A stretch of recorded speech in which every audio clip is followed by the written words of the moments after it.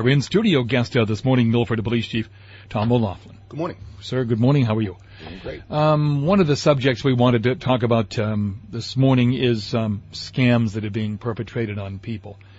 I want you to tell the story, but this is a sad, sad case no matter what it is, whether it be the story you're going to tell us or other cases that have happened over the past 6 to 8 months. Tell me about this one that just occurred recently. This one is people are receiving telephone calls, and generally they come out of state. So they're spoofing. They're using numbers that they get offline, and they'll tell you that they're from the IRS and that you owe money, and if you don't pay it, that the police are going to come and arrest you. People are going and they're telling them to go to CVS or Rite Aid and buy the money cards and then transmit those. The IRS doesn't do business over the telephone. If they want to come and get money from you, believe me, you'll know about it. They're going to send you notice, and then they're going to put a lien on your house. I mean, they're going to get their money, and they don't do it by a telephone, as I said. We did have the case where an elderly couple, they went and they were told this was a different scam. They were told that their grandson was in a bit of a problem. He had a bad car accident, and he needed money for an attorney to get out of trouble. And they sent $4,000. I mean, that's an awful lot of money. This is a Milford couple? Yeah. So very sad. Once the money's sent, basically what they do is they set up a bank account in the United States.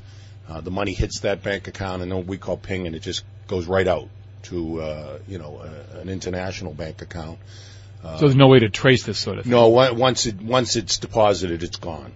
You're never getting it back, and that's the sad part as well, because there's no mechanism to investigate and track these things down. So if you receive a call and people tell you they're with the IRS, hang up. Tell them to send you a letter. If they tell you that you're in trouble or anything of that nature, refer them to us. Refer them to the police department. If you think that someone you care about is having a problem and you're not sure, they tell you they're under arrest, or they tell you they're in a bad car accident, come to the police station, and we'll be happy to check it out and track it down to determine whether or not someone that you care for is in need of your assistance. So don't send money. In this particular case, the staff at CVS tried to dissuade the couple from sending it, telling them it was a scam, and in fact suggested that they go to the police department. So if you receive calls like that, there are collection agencies that do call, but if you're receiving an unsolicited call, don't deal with them. Just hang up. National Grid, there's been a scam involving National Grid too, where they call and say your electric bill is overdue, or you owe money on your electric bill. Come and get these cards and send it to us. Right. And the interesting thing is you're not sending it to National Grid, so that ought to strike a chord as being very odd. But National Grid did put out a warning. Yes. Look, they're going to say there with anyone that they believe that you'll pay them. These people must be very convincing. I don't understand why, and maybe it's my being naive, why anybody would fall for this stuff. They're persistent, and they are demanding. In this particular case, they put someone on the telephone that sounded legitimate, like this couple's grandson, saying that he was in trouble and he needed help. So, that's what persuaded them, because they honestly believed that they were speaking with their grandson, and they know details about people, because it's not tough. You go online, and I can pull up family trees, people who's related to who. It's not a difficult thing to do. So they do a little bit of research if they think that they're going to get into your pocket, and they target the elderly mostly. No, actually, no. They'll target anyone that they can get on the phone. So, I mean, put it in this perspective. If that person, the scam artist, makes 1,000 phone calls and gets 10, at $4,000 each, that's not a bad day's work, $40,000, So, and they have computers that dial these numbers. So they'll just dial until, when you answer, it tells the computer they know to jump on that line. So don't do that business over the telephone. If you didn't initiate the business, don't deal with someone over the phone. If they say they're with the IRS, local police, we don't enforce federal law. We're not coming to get you on an IRS bill. So if you have a question, please don't hesitate to call or come by the Milford Police Department, and we're happy to help you. Some proposed improvements to intersections to improve traffic flow. The major one is from East Main Street, right at 109 Medway Road, down to Beaver Street, where they're going to do some work at that major, what I call dangerous intersection. They've proposed a rotary. Is that a viable solution? That's one of the proposals based on the study. So the state and the regional planning group came in, and they've been studying the crash information, motor vehicle accident information along that stretch of 109, right in the area of Beaver Street. Yep. In particular, because there are a number of accidents that occur there. Most of them are turning accidents, so people coming from McDonald's or from Kohl's are going to those establishments or the gas station. So they're turning accidents because you have multiple lanes. Very much the experience we had, for instance, over on Route 85 near Wendy's. Correct. People have to cross several lanes, and vehicles in one lane don't see them coming. So you get those angled crashes. One of the proposals is a roundabout, and they would remove the lights there.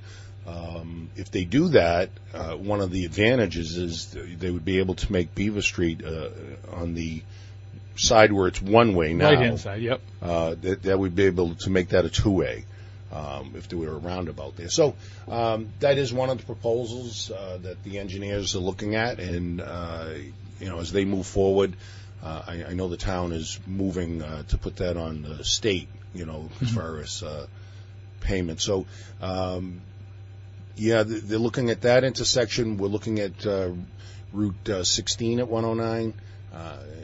There are ways that we can deal with the congestion that occurs there, just to ease some of it. I don't know that you're ever going to eliminate, just because of the volume of traffic. South Main and we're looking at 140. Right, South Main and 140. South Main and 140 down near CVS. That particular intersection. That's tough. That one. They're engineering that one as well, and then Route 85 at 16.